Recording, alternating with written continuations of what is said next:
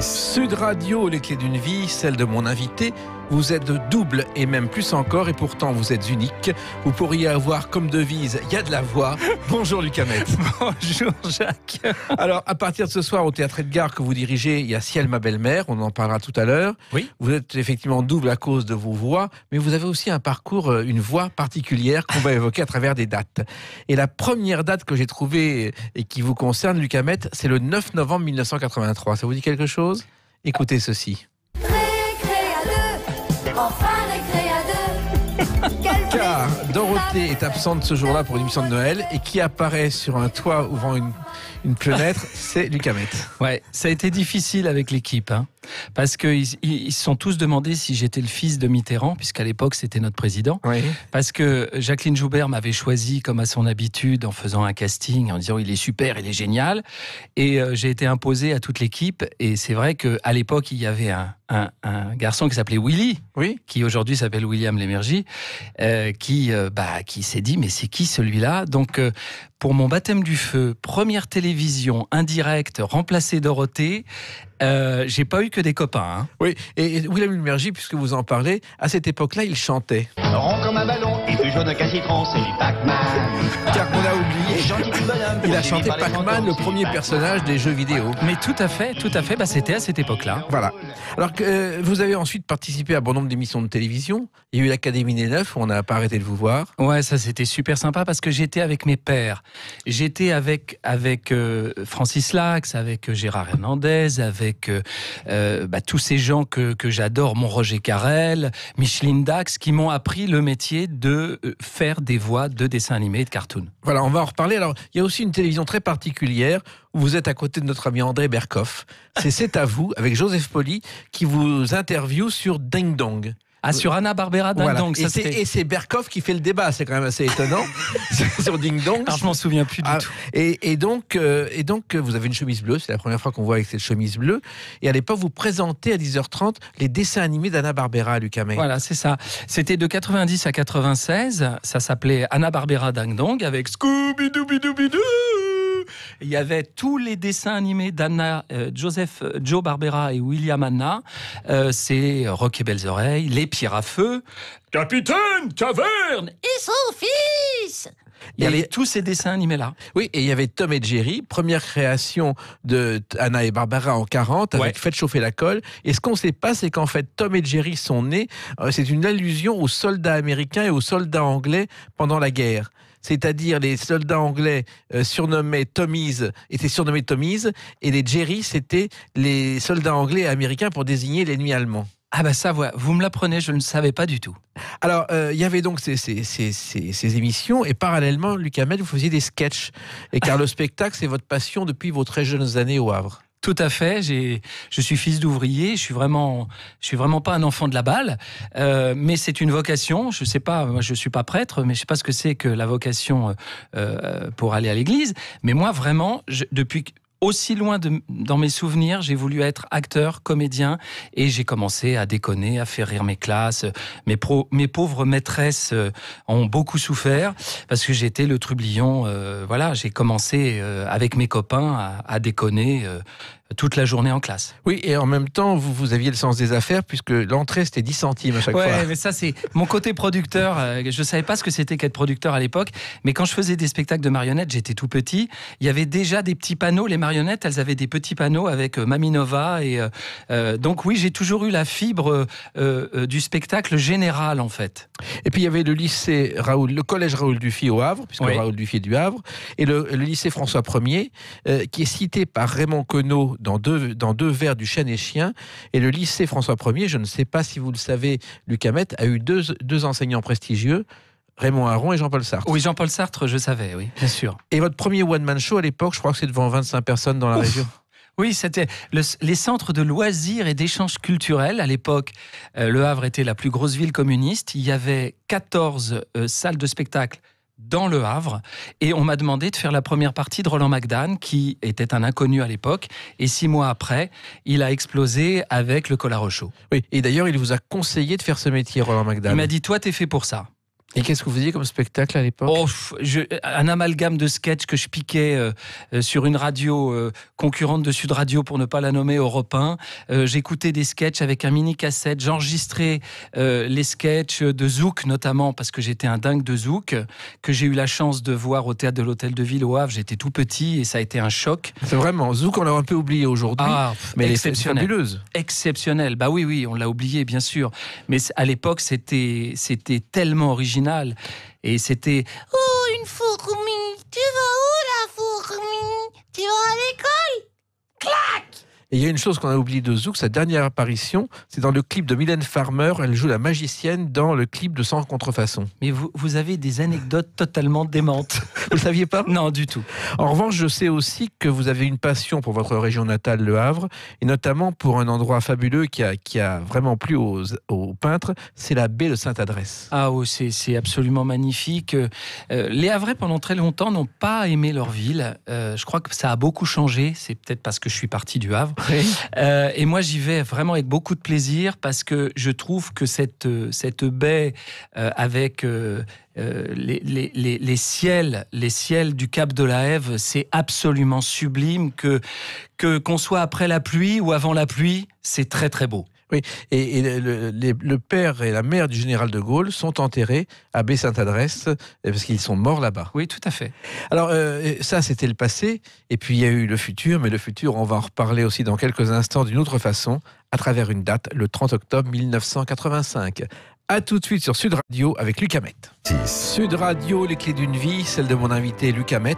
Vous êtes à Sud Radio à midi, vous serez sur scène ce soir pour la première de Ciel, ma belle-mère au Théâtre Edgar. On en reparlera. Pour l'instant, on évoque une date qui forcément vous a marqué, c'est le 30 octobre 1985. La sortie d'un film, celui-ci.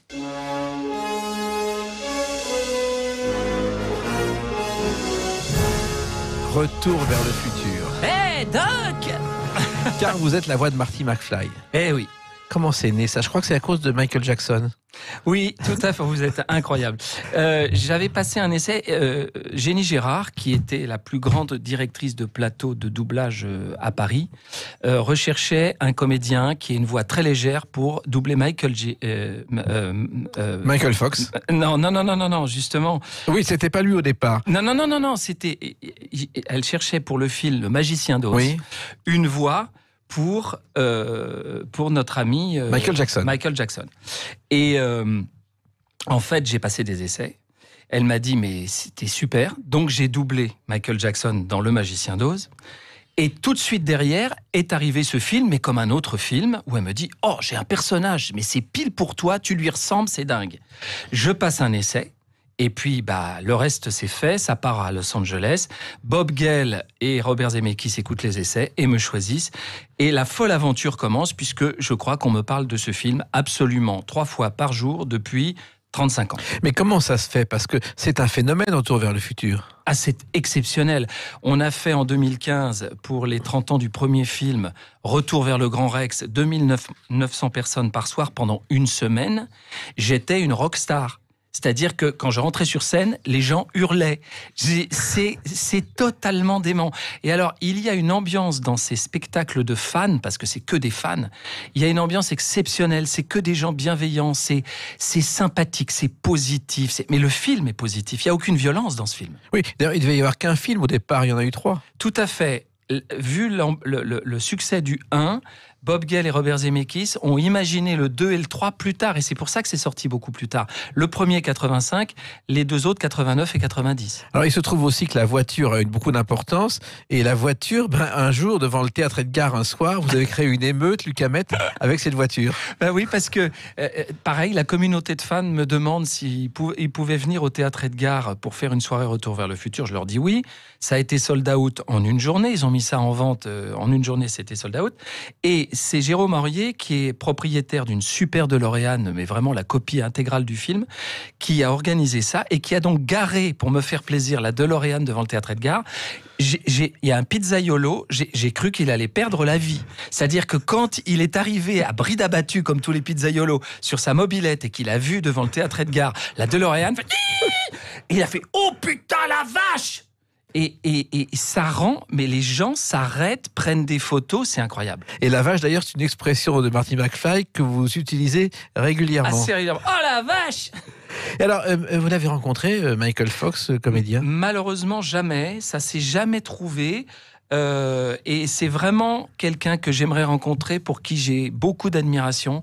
C'est un homme qui combat la maladie de manière exemplaire, qui est un qui est un père de famille, qui mène une carrière extraordinaire. Vous savez que maintenant, puisque je le double dès qu'il fait quelque chose, il se sert de son handicap pour jouer des personnages handicapés. Enfin, il fait des choses assez exceptionnelles. Oui, il a la maladie de Parkinson, il faut bien le dire. Depuis l'âge de 28 ans, 28 ans. Ce qui est d'une grande injustice. Enfin, c'est toujours très injuste d'être malade, mais c'est vraiment une maladie de personnes plus âgées.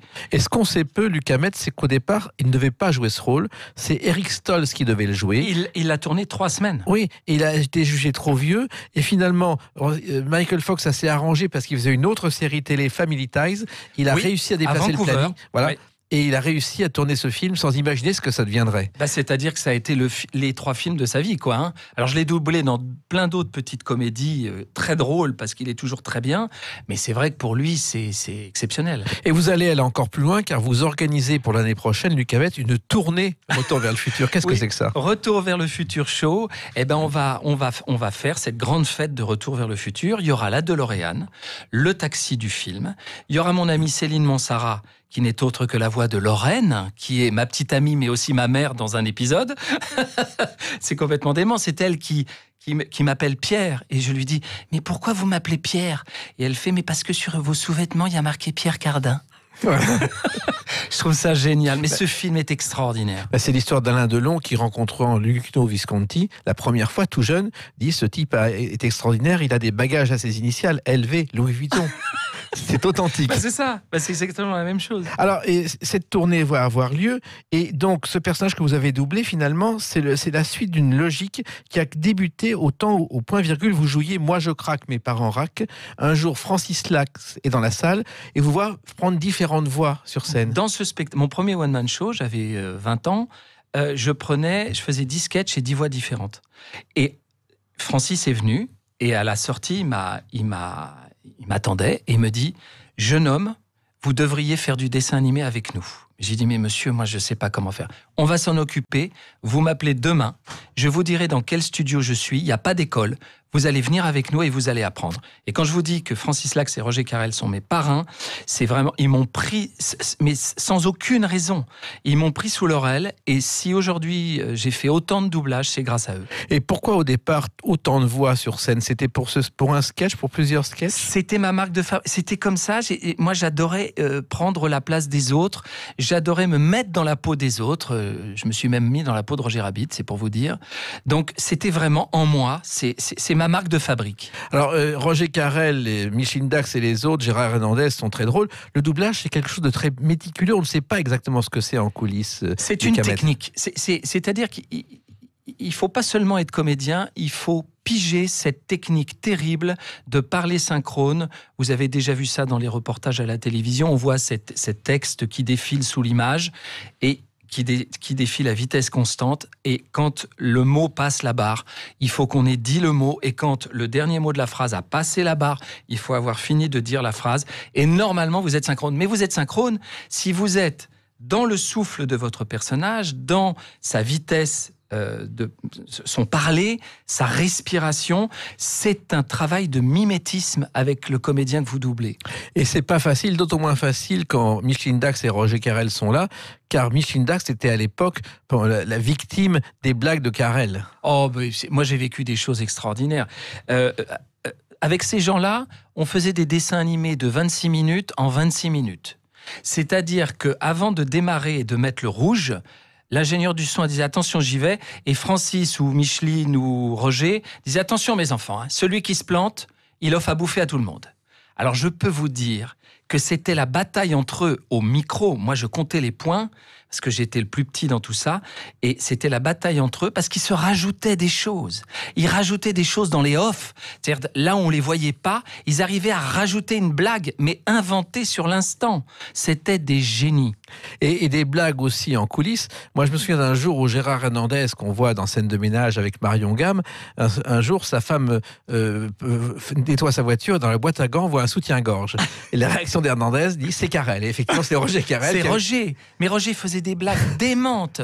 Il a fait croire, moi j'y ai assisté, il a fait croire puisque vous parlez d'Hernandez, il a fait croire à Hernandez qui était content d'acheter une maison de campagne, il s'est fait passer pour son notaire en disant, la vente est annulée.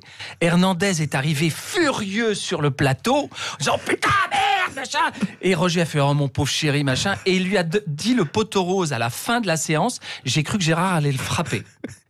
Mais ça allait loin, hein. Mais oui, mais en même temps, c'est une époque qu'on ne trouve plus aujourd'hui. Alors, vous parlez de Roger Rabbit. Vous avez effectivement été aussi la voix de Roger Rabbit, Luc Hamet. Comment c'est venu ? Bah oui, c'est moi. Bah c'est pareil. J'ai passé un essai, puis j'ai été choisi. C'était en 87, peu de temps après Retour vers le futur, et comme par hasard, c'était Bob Zemeckis. Ouais. Donc je pense qu'il y avait aussi, eux aussi, on parlait de travail en famille tout à l'heure, Jacques. Et je sais que vous aimez ça et moi aussi.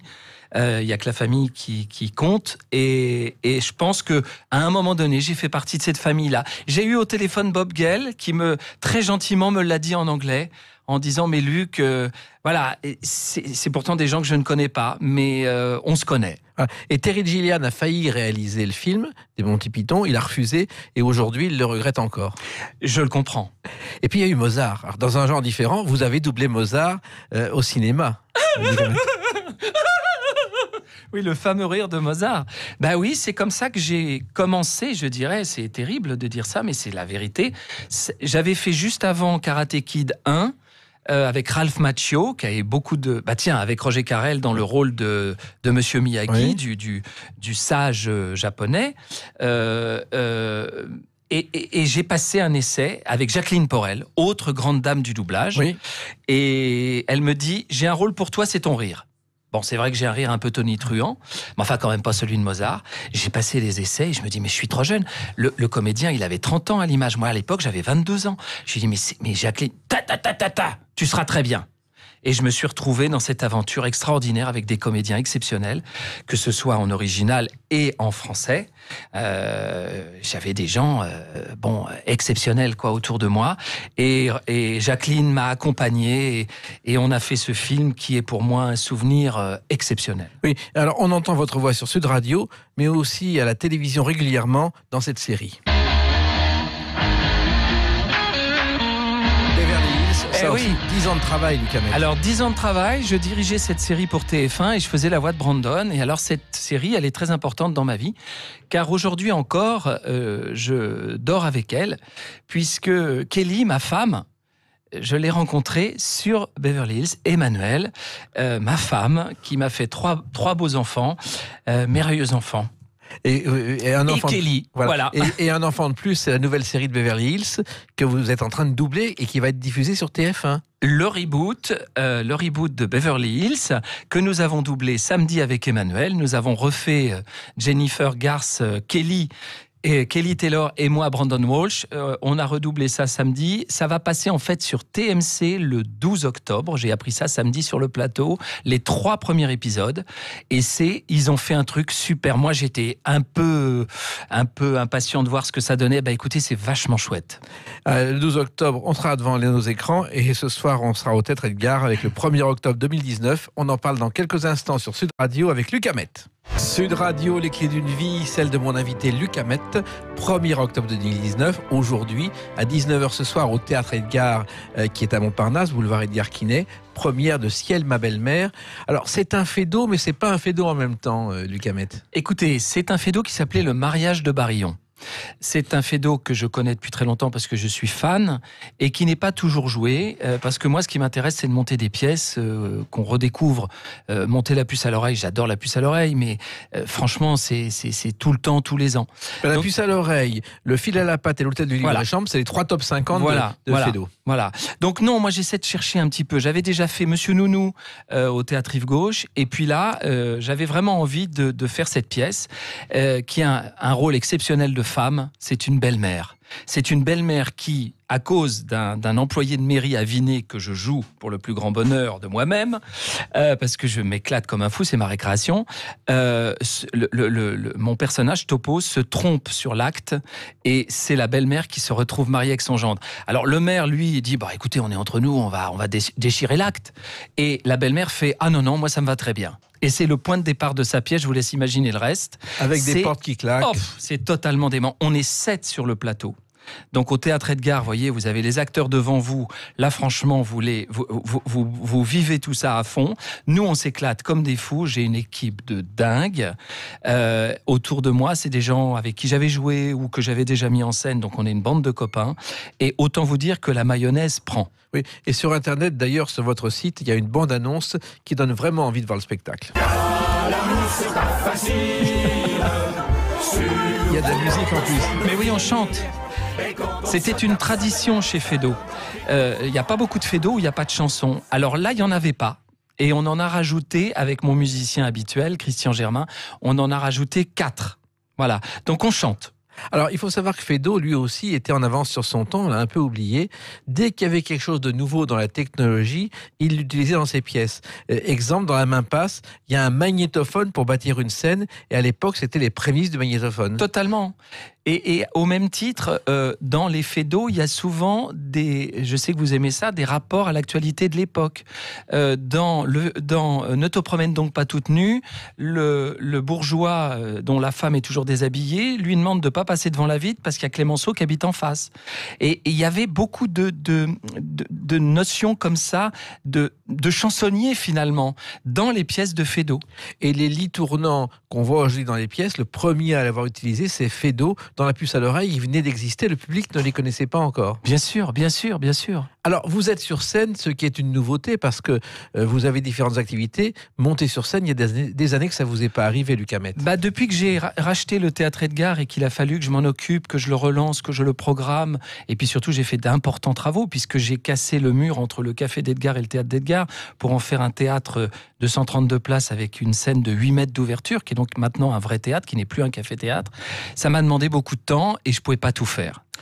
Donc là, c'est ma femme, Emmanuelle, qui a adapté cette pièce de Feydeau, parce que on partage beaucoup de passion, qui m'a dit, il y a un rôle pour toi. Et je lui dis au départ, j'ai dit non, je vais pas jouer dans mon théâtre et tout. Elle me dit, si, c'est le moment, tu le mérites, vas-y, fonce. Donc encore quelque chose que je lui dois. Voilà. Et vous devez aussi à quelqu'un qu'on connaît bien, Éric Emmanuel Schmitt, le fait d'avoir acheté le théâtre. Ça s'est passé au cours d'un déjeuner, je crois, Luc Hamet. Tout à fait. C'est Éric Emmanuel Schmitt, qui est donc le directeur du Théâtre Rive Gauche, qui, quand il avait acheté le Rive Gauche, dans la corbeille de la mariée, il y avait le Café d'Edgar et le Théâtre d'Edgar. Et un jour, il m'invite à déjeuner avec Bruno, et il me dit, on cherche quelqu'un pour acheter Edgar, parce qu'on a déjà fort à faire avec le Rive Gauche. Est-ce que tu connaîtrais quelqu'un? Et je me suis entendu lui répondre, moi. Et l'aventure est partie comme ça. Et c'est un risque parce qu'aujourd'hui, les théâtres, on les transforme en garage. Vous faites l'inverse, Luc Hamet. Non, moi, je m'occupe de mon théâtre. C'est mon bébé, c'est mon outil de travail. Et il y a une ambiance, je le disais tout à l'heure, familiale. On travaille tous ensemble et on est là pour que le public soit le plus heureux possible tous les soirs. Alors, Ciel, ma belle-mère, c'est un boulevard, un genre qui a été aimé puis décrié et qui semble revenir à la mode, Luc Hamet. Oui, alors moi, je ne dois pas suivre les modes parce que c'est ce que j'ai toujours aimé jouer et monter. C'est vrai qu'à un moment donné, c'est du boulevard. Oui, mais qu'est-ce que c'est chouette quand c'est bien fait. D'arriver dans un théâtre et d'oublier tous ses soucis, de s'éclater, d'être dans un autre monde, parce qu'on est en décor, en costume, on est 7 sur le plateau, les portes claquent, ça rentre, ça sort. Pour moi, c'est ça le spectacle, c'est du divertissement de qualité. Divertissement d'artisan, puisque vous faites donc la mise en scène, vous êtes directeur du théâtre, vous jouez dedans, et en plus, vous avez fait fabriquer les décors par votre entreprise. Oui, moi j'ai une fabrique, mais ça c'est mon bonheur, j'ai une fabrique d'ateliers de décors à Montreuil qui s'appelle Les ateliers décors où on a construit un autre Fédo, le décor quand même de la Porte Saint-Martin. Je suis très fier que ce soit nos ateliers et Claude Pierson qui ont construit pour Zabou actuellement au théâtre de la Porte Saint-Martin. Évidemment, passer d'un décor de 3 mètres de haut chez moi au théâtre Edgar, qui est modeste, à 5 mètres ou 6 mètres de haut à la Porte Saint-Martin, c'est aussi notre travail dans les ateliers décors. Oui, un travail d'artisan avec des gens que vous aimez autour de vous, car vos comédiens, vous ne prenez pas souvent des comédiens classiques. Par exemple, David Martin fait partie de la distribution de Ciel, ma belle-mère. David, je l'ai connu quand je faisais les émissions à France 2. Il était cuistot à l'époque. Et puis, le fils de Jacques Martin. Bien sûr. Et puis, il lui ressemble de plus en plus. Mais c'est incroyable. Ouais. Il a une voix extraordinaire. Quand il chante, il est formidable. Et puis, c'est un mec adorable. Et il est pile le personnage. C'est lui qui joue Barillon. Le cocu, malgré lui, qui est obligé d'épouser sa belle-mère. Et quand on voit votre programmation, on s'aperçoit que des noms qui n'étaient pas forcément des comédiens ont été à l'affiche et ont triomphé au Théâtre Edgar. J'essaie. Moi, vous savez, j'ai pas de... Moi, tout est ouvert chez moi. Je ne ferme jamais les portes, ni les fenêtres, ni la lucarne. Je suis toujours ouvert à tout. Et si le spectacle et le projet me plaît, je fonce. Et vous avez une technique particulière, rare au théâtre. Une semaine, le spectacle est à 19h, une semaine à 21h, Luc Hamet. Alors ça, c'est Éric-Emmanuel Schmitt qui a commencé au Rive Gauche comme ça, qui m'a soufflé cette idée. Et je dois dire que lui ne l'a pas continué, moi je la continue. J'ai tous les soirs des gens du public qui me disent « Ah, c'est extraordinaire, on peut choisir l'heure à laquelle on voit un spectacle. » Il y a des personnes plus âgées qui ne veulent pas rentrer trop tard chez elles, qui viennent à 19h et qui me disent « Vous savez, si c'était à 21h, je ne serais pas venu. » Donc j'ai gardé ça et ça fonctionne. Et puis, bon, il y a le théâtre, mais il y a aussi le cinéma. Et votre premier film à l'écran, Luc Hamet, c'était celui-ci. Alors les Playboys, la nuit a été bonne? Pas trop fatigué? Un film de Max Pécasse. On se calme et on boit frais à Saint-Tropez, Luc Hamet. Mais oui, mais écoutez, j'avais le premier rôle par contumace. Qu'est-ce que c'est que ça? Écoutez, j'avais 22 ans, j'étais super heureux, c'était mon premier film. On a tourné à Saint-Tropez. J'ai fait un travelling sur le port de Saint-Tropez, je m'en souviendrai toute ma vie, on enjambait les rails. J'ai appris ce que c'était que ce métier. Mon agent m'avait dit, t'apprendras tout ce qu'il faut pas faire au cinéma. Voilà. C'était pas gentil de sa part, parce que Max Pécasse était un homme extrêmement élégant, et moi j'ai beaucoup appris. Et puis il y a eu quelqu'un aussi qui vous a engagé, mais celui-là vous le respectez, même c'est un maître, c'est Francis Weber. Il m'a fait l'amitié de me donner un joli rôle dans le placard. C'est moi qui mets quand même le préservatif géant sur la tête de Daniel Auteuil quand même. Et puis j'ai travaillé avec des gens extraordinaires, Monsieur Rochefort. J'ai passé une journée dans le bureau de Rochefort, qui était le directeur de l'usine de préservatifs du placard. Et avant d'être un grand auteur de théâtre, Francis Weber était journaliste à RTL. Oui. Et un jour, il a quand même réussi la performance d'interviewer à la radio une stripteaseuse en lui demandant de faire un striptease. C'est resté dans les annales. Ça m'étonne pas de lui, parce qu'il a quand même un sacré humour. Et alors, cette pièce, elle se joue à Edgar, elle va partir en tournée ensuite. Oui, elle part en tournée à partir de février. On a déjà des dates de tournée et on va continuer sur la saison 2020-2021 avec Nadège Lacroix. Vous parliez de gens que j'amène au théâtre. Nadège, que beaucoup de jeunes auditeurs connaissent, puisqu'elle a fait énormément d'émissions de télé-réalité, qui est une fille formidable, a le rôle de la jeune première dans ce Fédo, et elle est formidable. Et parallèlement, vous continuez à faire du doublage? J'en fais un petit peu. Là, j'ai fait le reboot de Beverly Hills. Je fais Michael J. Fox dès qu'il fait un épisode d'une série. Là, je l'ai fait l'année dernière dans la saison de l'année dernière sur le président des États-Unis, Désignated Survivor. Ouais. Voilà. Donc il faisait un avocat de la Maison Blanche du président, salopard comme il aime jouer les salopards, mais avec une canne. Enfin bon, il est exceptionnel. Il est dément. Donc moi je le double à chaque fois qu'il fait quelque chose. Et votre image de marque, c'est la vie en bleu, car vous êtes toujours habillé en bleu, Luc Hamet. Il y a une raison? Bien sûr. Le théâtre Edgar est aussi surnommé le théâtre bleu. Donc je suis aux couleurs de mon théâtre. Et vous avez envie de continuer à jouer, de continuer à faire d'autres choses? Ah oui, et alors mon plus gros bonheur serait enfin de jouer ailleurs que chez moi. Et que si ça pouvait... Parce qu'il y a plein de gens qui me disent « Ah oui, mais non, maintenant t'as ton théâtre. » Mais moi, je suis partant pour jouer. Moi, c'est ma récréation, c'est mon bonheur. Pour une fois, pendant 1h30, je ne m'occupe plus de personne. C'est un bonheur. Et on dit que le théâtre est en crise, que les gens n'y vont pas. Bon, Dans les années 60, on voyait déjà trop de spectacles à Paris et Barry et Grady triomphaient. Qu'est-ce que vous en pensez? Mais moi, je pense que quand on fait les choses qu'on aime et qu'on les propose, il y a un public. Et moi, je dois dire que depuis 5 ans, cette année, j'ai fait la meilleure année depuis que je suis ouvert. J'ai fait mieux d'année en année. J'ai une programmation de comédie de qualité qui est étiquetée comme telle. Vous savez, le public, il se trompe pas. Je pense que quand on fait ce qu'on aime, ça suit. J'en reviens à Ciel ma belle-mère. Il y a quand même un comédien qu'on ne voit pas dans le spectacle, c'est un phoque. Qu'est-ce que c'est que cette histoire? Mais c'est Feydeau.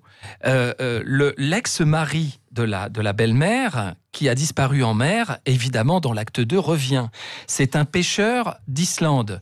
Et il est parti sur un banc de morue et son chalutier a chaviré, mais en fait, on pense qu'il est mort. En fait, il a survécu sur une île pendant 1 an avec un phoque. Suivez mon regard. Donc, quand il rentre à Paris chez sa femme, énième rebondissement de la pièce, il revient, mais pas seul, il revient accompagné de son phoque. Et chaque détail compte en plus. Bien sûr, il faut lui faire prendre un bain au phoque. Oui, alors? Et alors, vous avez de l'eau de mer. Il y a une réplique comme ça. Vous avez de l'eau de mer à Paris. David Martin-Barrian dit non, il n'en vient pas encore jusqu'à Paris. Mettez du gros sel. Voilà, c'est toute la folie de Feydeau, toute l'absurdité aussi de Feydeau que j'adore. Oui, avec un rythme précis. Moi, je viens de Robert Derry, le moindre détail dans les branquignoles qui sont cultes, s'afficher la pièce en l'air. Là, faut pas se tromper. Je suis entièrement d'accord avec vous. C'est ce que je leur dis tous les jours. C'est de la danse, c'est du ballet. Et c'est du bonheur qu'on retrouvera donc ce soir à 19h puis la semaine prochaine à 21h. Tout à fait. Jusqu'à fin janvier au Théâtre Edgar. Ça s'appelle Ciel ma belle-mère de Georges Feydeau, adapté par Emmanuel Lamette avec différents comédiens dont Luc Hamet. Merci Jacques. Merci à vous et puis vous revenez quand vous voulez. Avec parlons plaisir. vrai comme vous, avec votre voix. Dans quelques instants, on retrouve Brigitte Lahaie et nous on se retrouve bien sûr demain à 13h. Bonne journée.